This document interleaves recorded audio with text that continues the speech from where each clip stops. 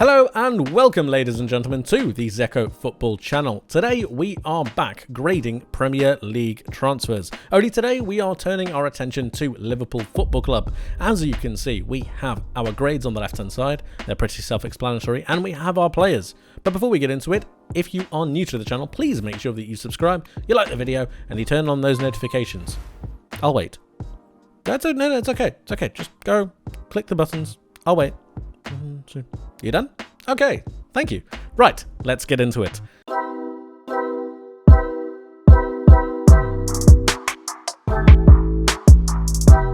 Here we are going to start with James Milner. Right, he's just Mr. Reliable, isn't he? He's been a fantastic servant for Liverpool over the years. He's just been brilliant. And now he wants to get in some more minutes. I'm sure Jurgen Klopp would have explained to him that he's trying to transition the side yet again, and he might not fit into the plans the way that he wants. So he's got an option to go. Free transfer to Brighton. It suits both parties. Brighton get a very experienced player to help bring through those youngsters. At the same time, he still has some minutes, and he can work on those coaching badges, which I'm sure he wants to do. So it works for everyone, as does the transfer of Roberto Firmino to Saudi Arabia. Firmino explained that he wanted a new challenge, and he's found one with significantly more money. And there's nothing wrong with that, because it makes every party happy. I'm sure Liverpool would have been okay with keeping him on for another year, but Firmino wanted a move. And I think, again, this suits everyone. To be from me as well. It's not a fantastic, brilliant deal, because they didn't get any money for these two players. But it just works. So, B.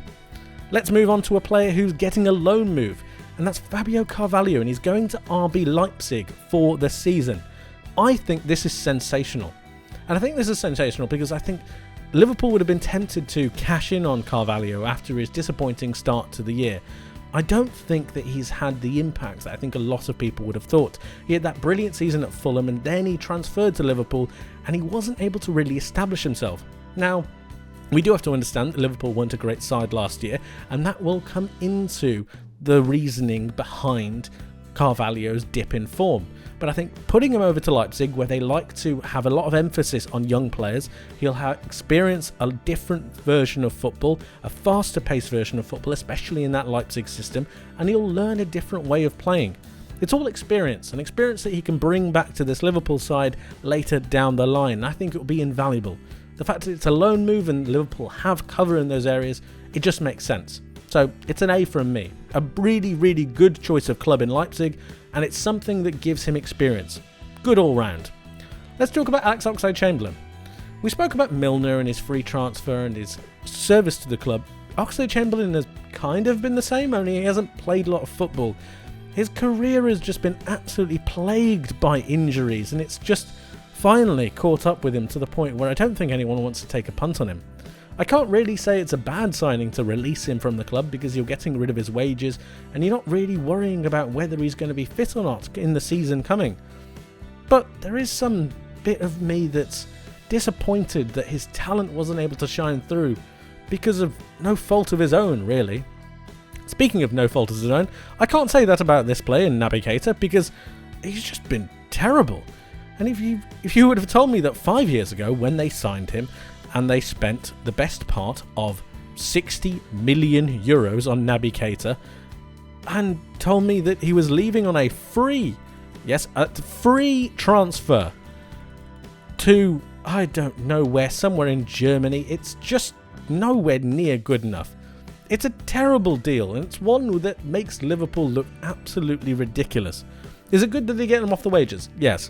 But apart from that, really, I believe it's Werder Bremen he's going to, but honestly, it's a shocking deal.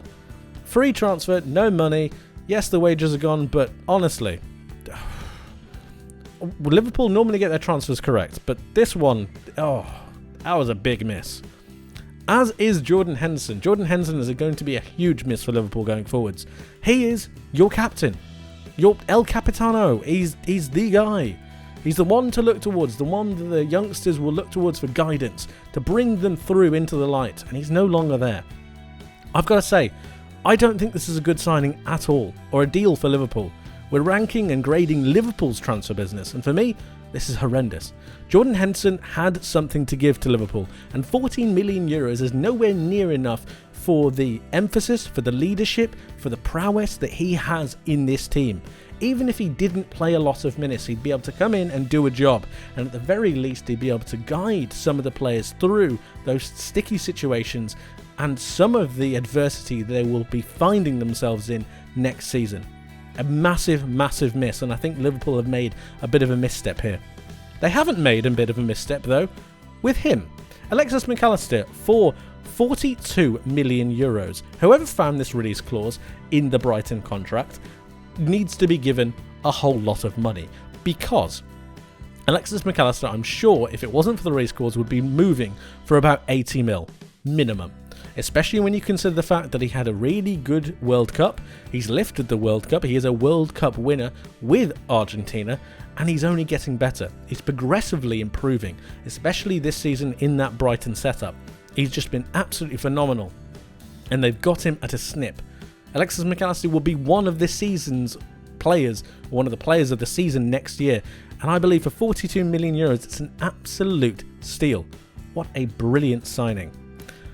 As is Fabinho, from a Liverpool point of view anyway. Selling him for 46 million euros is a bit of a joke, to be honest. You snap your hands off. Now, how they reinvest that money to go and get a DM remains to be seen. At the point of recording, they haven't got one. They're looking at Lavia for 50 million. I'm not so sure about that considering his lack of experience, but that's not what we're going with right now. We're talking about the move that Fabinho has made to Saudi Arabia, and I'm going to say it again, to get 46 million euros for Fabinho, who is 29, and after the season that he had last year, which was, if anyone remembers, woeful, it's a fantastic deal. A just brilliant, brilliant piece of business by Liverpool. Just, unbelievable. As is the final player, and that is Dominic Solanke. Now, I still think there's a couple of question marks over Solanke.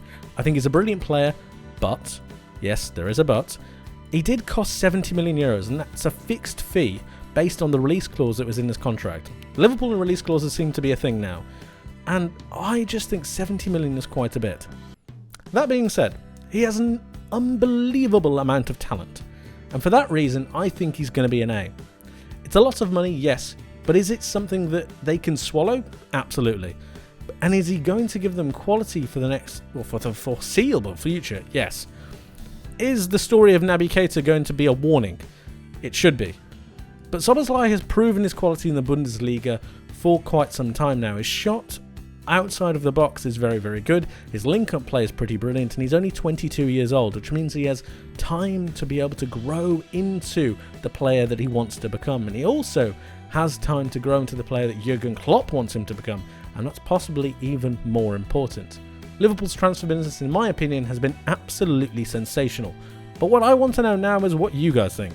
Let me know your thoughts in the comments section below on how you view Liverpool's transfer business and how you see them going into the next season. Please let me know your thoughts. I'd love to hear from you.